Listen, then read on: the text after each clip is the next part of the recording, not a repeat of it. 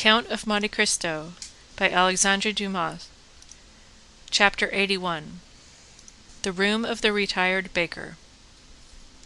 The evening of the day on which the Count of Morcerf had left Danglars' house, with feelings of shame and anger at the rejection of the projected alliance, Monsieur Andrea Cavalcanti, with curled hair, moustaches in perfect order, and white gloves which fitted admirably, had entered the courtyard of the banker's house in the Chaussée d'Antin.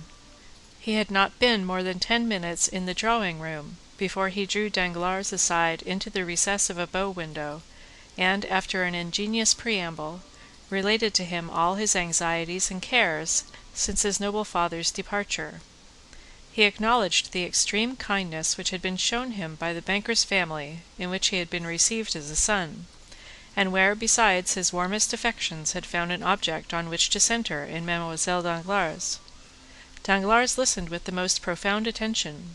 He had expected this declaration for the last 2 or 3 days, and when at last it came, his eyes glistened as much as they had lowered on listening to Morcerf. He would not, however, yield immediately to the young man's request, but made a few conscientious objections. "Are you not rather young, Monsieur Andrea, to think of marrying?" "I think not, sir," said Monsieur Cavalcanti. "In Italy the nobility generally marry young. Life is so uncertain that we ought to secure happiness while it is within our reach." "Well, sir," said Danglars, "in case your proposals, which do me honour, are accepted by my wife and daughter, by whom shall the preliminary arrangements be settled? So important a negotiation should, I think, be conducted by the respective fathers of the young people." "Sir, my father is a man of great foresight and prudence. Thinking that I might wish to settle in France, he left me at his departure, together with the papers establishing my identity, a letter promising, if he approved of my choice, 150,000 livres per annum from the day I was married. So far as I can judge, I suppose this to be a quarter of my father's revenue." "I," said Danglars, "have always intended giving my daughter 500,000 francs as her dowry. She is, besides, my sole heiress." "All would then be easily arranged if the Baroness and her daughter are willing. We should command an annuity of 175,000 livres. Supposing, also, I should persuade the Marquis to give me my capital, which is not likely, but still it's possible, we would place these 2 or 3 millions in your hands, whose talent might make it realize 10%. I never give more than 4%, and generally only 3.5, but to my son-in-law I would give 5, and we would share the profit." "Very good, father-in-law," said Cavalcanti, yielding to his low-born nature, which would escape sometimes through the aristocratic gloss with which he sought to conceal it. Correcting himself immediately, he said, "Excuse me, sir, hope alone almost makes me mad. What will not reality do?" "But," said Danglars, who on his part did not perceive how soon the conversation, which at first was disinterested, was turning to a business transaction, "there is doubtless a part of your fortune your father could not refuse you." "Which?" said the young man. "That you inherit from your mother." "Truly, from my mother, Leonora Corsinari. How much may it amount to?" "Indeed, sir," said Andrea, "I assure you I have never given this subject a thought, but I suppose it must have been at least 2 millions. Danglars felt as much overcome with joy as the miser who finds a lost treasure, or as the shipwrecked mariner who feels himself on solid ground, instead of in the abyss which he expected would swallow him. "Well, sir," said Andrea, bowing to the banker respectfully, "may I hope?" "You may not only hope," said Danglars, "but consider it a settled thing, if no obstacle arises on your part." "I am indeed rejoiced," said Andrea. "But," said Danglars thoughtfully, "how is it that your patron, Monsieur de Monte-Cristo, did not make his proposal for you?" Andrea blushed imperceptibly. "I have just left the count, sir," said he. "He is doubtless a delightful man, but inconceivably peculiar in his ideas. He esteems me highly. He even told me he had not the slightest doubt that my father would give me the capital instead of the interest of my property. He has promised to use his influence to obtain it for me, but he also declared that he never had taken on himself the responsibility of making proposals for another, and he never would. I must, however, do him the justice to add that he assured me if he had ever regretted the repugnance he felt to such a step it was on this occasion, because he thought the projected union would be a happy and suitable one. Besides, if he will do nothing officially, he will answer any questions you propose to him. And now," continued he, with one of his most charming smiles, Having finished talking to the father-in-law, I must address myself to the banker. And what may you have to say to him? Said Danglars, laughing in his turn. That the day after tomorrow I shall have to draw upon you for about 4,000 francs, but the count, expecting my bachelor's revenue could not suffice for the coming month's outlay, has offered me a draft for 20,000 francs. It bears his signature, as you see, which is all sufficient. Bring me 1,000,000 such as that, said Danglars, I shall be well pleased, putting the draft in his pocket. Fix your own hour for tomorrow, and my cashier shall call on you with a cheque for 80,000 francs. At 10 o'clock, then, if you please. I should like it early, as I am going to the country tomorrow. Very well, at 10 o'clock. You are still at the Hôtel des Princes? Yes. The following morning, with the banker's usual punctuality, the 80,000 francs were placed in the young man's hands as he was on the point of starting, after having left 200 francs for Caderousse. He went out chiefly to avoid this dangerous enemy, and returned as late as possible in the evening. But scarcely had he stepped out of his carriage when the porter met him with a parcel in his hand. "Sir," he said, "that man has been here." "What man?" said Andrea carelessly, apparently forgetting him whom he but too well recollected. "Him to whom your excellency pays that little annuity." "Oh," said Andrea, "my father's old servant. Well, you gave him the 200 francs I left for him." "Yes, your excellency." Andrea had expressed a wish to be thus addressed. "But," continued the porter, "he would not take them." Andrea turned pale, but as it was dark his pallor was not perceptible. "What, he would not take them?" said he with slight emotion. "No, he wished to speak to your excellency. I told him you were gone out, and after some dispute he believed me and gave me this letter, which he had brought with him already sealed." "Give it me," said Andrea, and he read by the light of his carriage lamp, "You know where I live. I expect you tomorrow morning at 9 o'clock." Andrea examined it carefully to ascertain if the letter had been opened, or if any indiscreet eyes had seen its contents, but it was so carefully folded that no one could have read it, and the seal was perfect. "Very well," said he, "poor man, he is a worthy creature." He left the porter to ponder on these words, not knowing which to most admire, the master or the servant. "Take out the horses quickly and come up to me," said Andrea to his groom. In 2 seconds the young man had reached his room and burnt Caderousse's letter. The servant entered just as he had finished. "You are about my height, Pierre," said he. "I have that honour, your excellency." "You had a new livery yesterday?" "Yes, sir." "I have an engagement with a pretty little girl for this evening, and I do not wish to be known. Lend me your livery till tomorrow. I may sleep perhaps at an inn." Pierre obeyed. 5 minutes after, Andrea left the hotel, completely disguised, took a cabriolet, and ordered the driver to take him to the Cheval Rouge at Picpus. The next morning he left that inn as he had left the Hôtel des Princes, without being noticed, walked down the Faubourg Saint-Antoine, along the boulevard to Rue Ménilmontant, and stopping at the door of the third house on the left, looked for someone of whom to make inquiry in the porter's absence. "For whom are you looking, my fine fellow?" asked the fruiteress on the opposite side. "Monsieur Pelletin, if you please, my good woman," replied Andrea. "A retired baker?" asked the fruiteress. "Exactly." "He lives at the end of the yard on the left, on the 3rd story." Andrea went as she directed him, and on the 3rd floor he found a hare's paw, which, by the hasty ringing of the bell, it was evident he pulled with considerable ill temper. A moment after, Caderousse's face appeared at the grating in the door. "Ah, you are punctual," said he, as he drew back the door. "Confound you and your punctualities," said Andrea, throwing himself into a chair, in a manner which implied that he would rather have flung it at the head of his host. "Come, come, my little fellow, don't be angry. See, I have thought about you. Look at the good breakfast we are going to have, nothing but what you are fond of." Andrea, indeed, inhaled the scent of something cooking which was not unwelcome to him, hungry as he was. It was that mixture of fat and garlic peculiar to provincial kitchens of an inferior order, added to that of dried fish, and above all the pungent smell of musk and cloves. These odours escaped from 2 deep dishes which were covered and placed in a stove, and from a copper pan placed in an old iron pot. In an adjoining room Andrea saw also a tolerably clean table prepared for two bottles of wine sealed, the one with green, the other with yellow, a supply of brandy in a decanter, and a measure of fruit in a cabbage leaf, cleverly arranged on an earthenware plate. What do you think of it, my little fellow? Said Caderousse. Aye, that smells good. You knew I used to be a famous cook.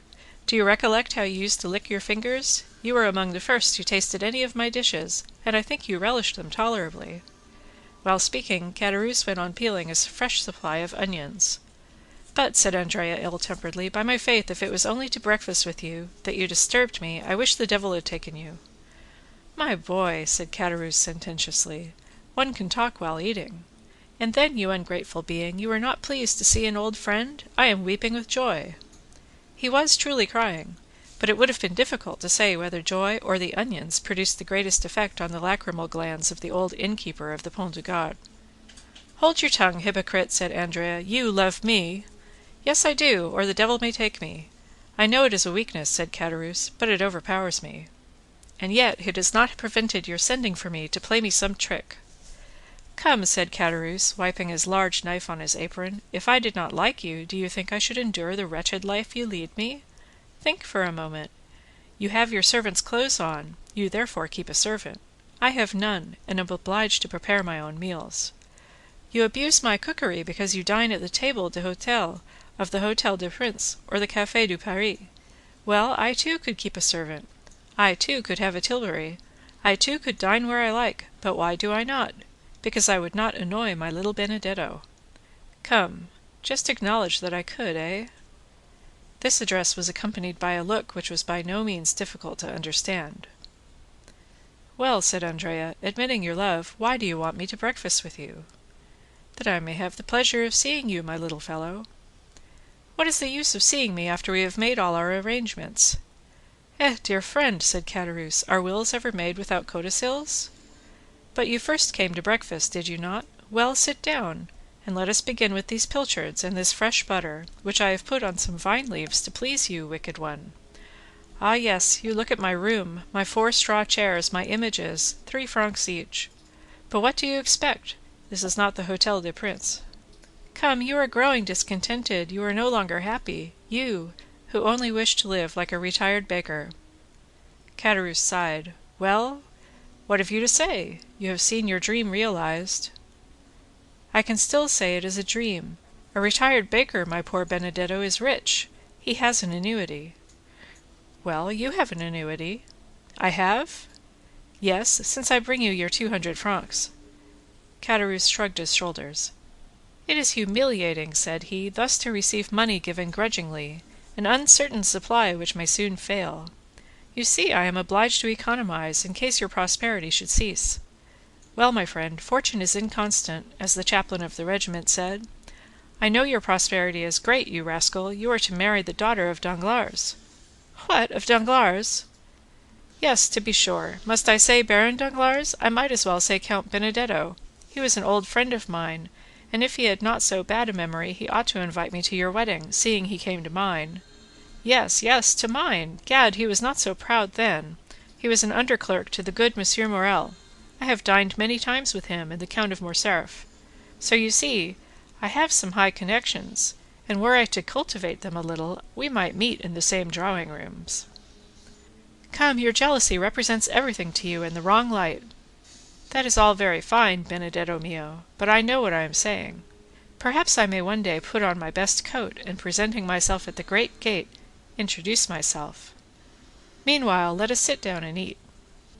Caderousse set the example and attacked the breakfast with good appetite, praising each dish he set before his visitor. The latter seemed to have resigned himself. He drew the corks and partook largely of the fish with the garlic and fat. Ah, mate, said Caderousse, you are getting on better terms with your old landlord. Faith, yes, replied Andrea, whose hunger prevailed over every other feeling. So you like it, you rogue? So much that I wonder how a man who can cook thus can complain of hard living. Do you see, said Caderousse, all my happiness is marred by one thought. What is that? That I am dependent on another, I who have always gained my own livelihood honestly. Do not let that disturb you, I have enough for 2. No, truly, you may believe me if you will, at the end of every month I am tormented by remorse. Good Caderousse!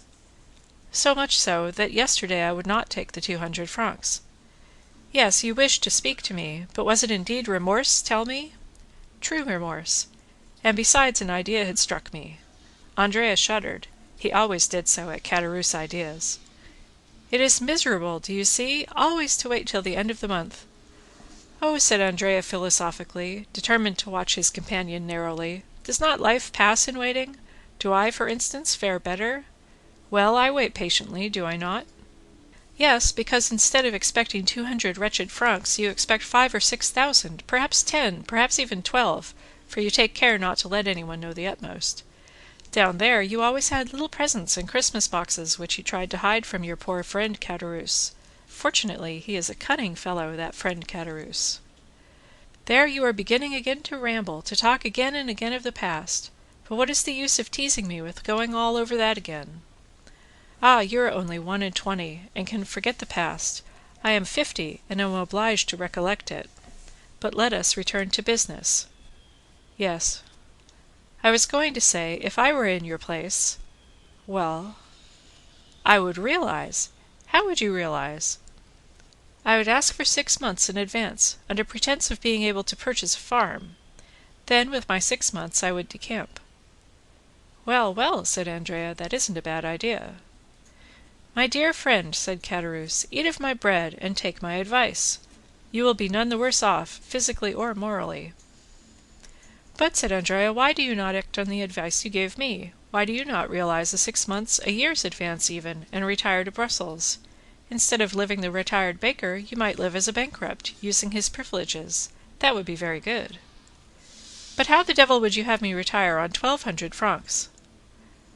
"Ah, Caderousse," said Andrea, "how covetous you are. 2 months ago you were dying with hunger." "The appetite grows by what it feeds on," said Caderousse, grinning and showing his teeth like a monkey laughing or a tiger growling. "And," added he, biting off with his large white teeth an enormous mouthful of bread, "I have formed a plan." Caderousse's plans alarmed Andrea still more than his ideas. Ideas were but the germ, the plan was reality. "Let me see your plan. I dare say it is a pretty one." "Why not? Who formed the plan by which we left the establishment of— was it not me? And it was no bad one, I believe, since here we are."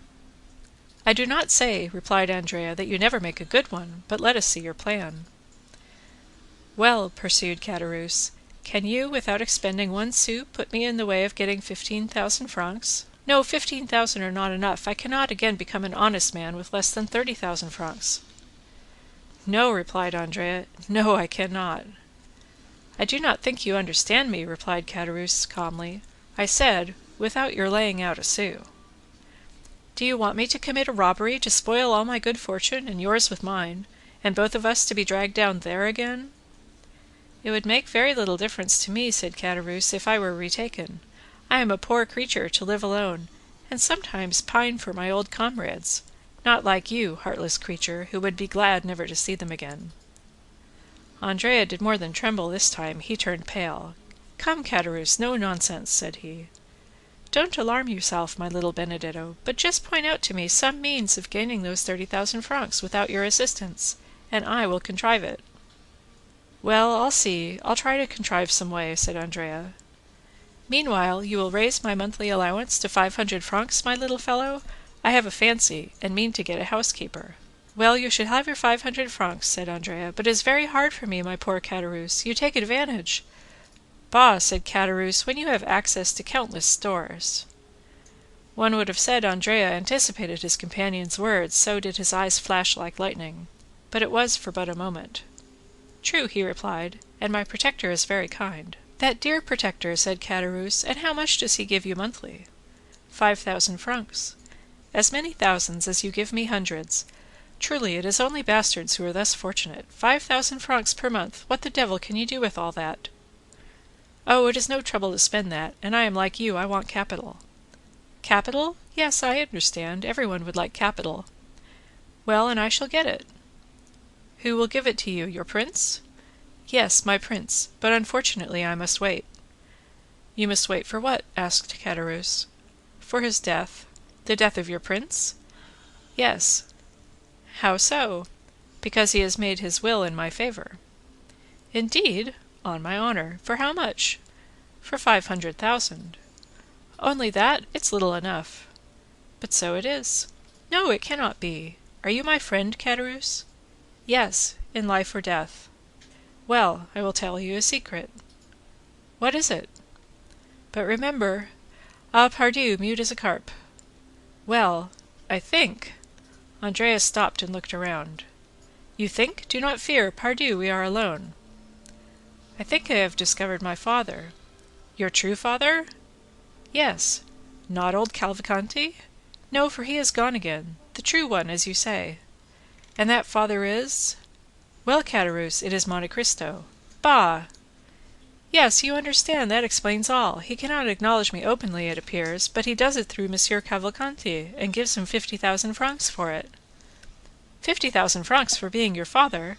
I would have done it for half that, for 20,000, for 15,000. Why did you not think of me, ungrateful man? Did I know anything about it, when it was all done while I was down there? Ah, truly? And you say that by his will he leaves me 500,000 livres. Are you sure of it? He showed it me. But that is not all. There is a codicil, as I said just now. Probably. And in that codicil he acknowledges me. Oh, the good father, the brave father, the very honest father, said Caderousse, twirling a plate in the air between his two hands. Now, say if I conceal anything from you. No, and your confidence makes you honourable in my opinion, and your princely father, he is rich. Very rich? Yes, he is that. He does not himself know the amount of his fortune. Is it possible? It is evident enough to me, who am always at his house. The other day a banker's clerk brought him 50,000 francs in a portfolio about the size of your plate. Yesterday his banker brought him 100,000 francs in gold. Caderousse was filled with wonder. The young man's words sounded to him like metal, and he thought he could hear the rushing of cascades of Louis. And you go into that house? Cried he briskly.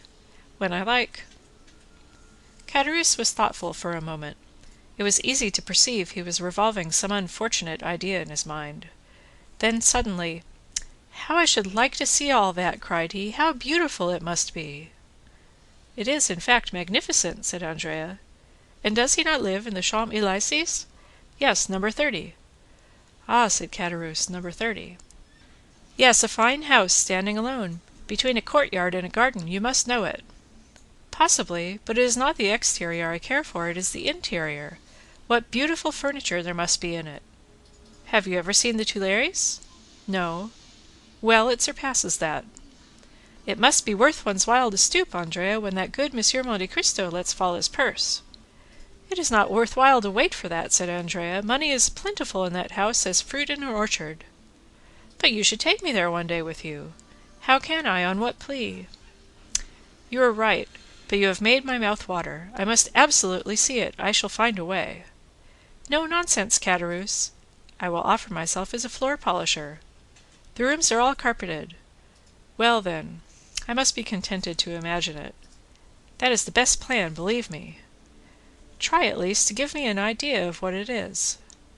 "How can I? Nothing is easier. Is it large?" "Middling." "How is it arranged?" "Faith, I should require pen, ink, and paper to make a plan." "They are all here," said Caderousse briskly. He fetched from an old secretary a sheet of white paper and pen and ink. "Here," said Caderousse, "draw me all that on the paper, my boy." Andrea took the pen with an imperceptible smile and began. "The house, as I said, is between the court and the garden. In this way, do you see?" Andrea drew the garden, the court, and the house. "High walls?" "Not more than 8 or 10 feet." "That is not prudent," said Caderousse. "In the court are orange trees in pots, turf, and clumps of flowers." "And no steel traps?" "No." "The stables are on either side of the gate which you see there," and Andrea continued his plan. "Let us see the ground floor," said Caderousse. "On the ground floor, dining room, 2 drawing rooms, billiard room, staircase in the hall, and a little back staircase." "Windows?" "Magnificent windows, so beautiful, so large, that I believe a man of your size should pass through each frame." "Why the devil have they any stairs with such windows?" "Luxury has everything." "But shutters?" "Yes, but they are never used. That Count of Monte Cristo is an original, who loves to look at the sky even at night." "And where do the servants sleep?" "Oh, they have a house to themselves. Picture to yourself a pretty coach house at the right-hand side where the ladders are kept. Well, over that coach house are the servants' rooms, with bells corresponding with the different apartments." "Ah, diable! Bells, did you say?" What do you mean? Oh, nothing. I only say that they cost a load of money to hang, and what is the use of them, I should like to know. There used to be a dog let loose in the yard at night, but it has been taken to the house at Auteuil. To that you went to, you know. Yes. I was saying to him only yesterday, you are imprudent, Monsieur Count, for when you go to Auteuil and take your servants, the house is left unprotected. Well, said he, what next? What next? Some day you will be robbed. What did he answer? He quietly said, what do I care if I am? Andrea, he has some secretary with a spring. How do you know? Yes, which catches the thief in a trap and plays a tune. I was told there were such at the last exhibition. He has simply a mahogany secretary, in which the key is always kept. And he is not robbed? No, his servants are all devoted to him. There ought to be some money in that secretary? There may be, no one knows what there is. And where is it? On the first floor. Sketch me the plan of that floor as you have done of the ground floor, my boy. That is very simple. Andrea took the pen. On the first story, do you see, there is an anteroom and the drawing-room. To the right of the drawing-room a library and a study. To the left a bedroom and a dressing-room. The famous secretary is in the dressing-room. Is there a window in the dressing-room? 2. One here and one there. Andrea sketched 2 windows in the room, which formed an angle on the plan, and appeared as a small square added to the rectangle of the bedroom. Caderousse became thoughtful. Does he often go to Auteuil? Added he. 2 or 3 times a week. Tomorrow, for instance, he is going to spend the day and night there. Are you sure of it? He has invited me to dine there. There's a life for you, said Caderousse, a town house and a country house. That is what it is to be rich. And shall you dine there? Probably. When you dine there, do you sleep there? If I like, I am at home there. Caderousse looked at the young man as if to get the truth from the bottom of his heart. But Andrea drew a cigar case from his pocket, took a Havana, quietly lit it, and began smoking. When do you want your 1,200 francs? Said he to Caderousse. Now, if you have them. Andrea took 25 louis from his pocket. Yellow boys, said Caderousse. No, I thank you. Oh, you despise them. On the contrary, I esteem them, but will not have them. You can change them, idiot. Gold is worth 5 sous. Exactly, and he who changes them will follow friend Caderousse, lay his hands on him, and demand what farmers pay him their rent in gold. No nonsense, my good fellow, silver simply, round coins, with the head of some monarch or other on them. Anybody may possess a 5-franc piece. But do you suppose I carry 500 francs about with me? I should want a porter. Well, leave them with your porter. He is to be trusted. I will call for them. Today? No, tomorrow. I shall not have time today. Well, tomorrow I will leave them when I go to Auteuil. May I depend on it? Certainly, because I shall secure my housekeeper on the strength of it. Now see here, will that be all, eh, and will you not torment me any more? Never. Caderousse had become so gloomy that Andrea feared he should be obliged to notice the change. He redoubled his gaiety and carelessness. How sprightly you are, said Caderousse. One would say you were already in possession of your property.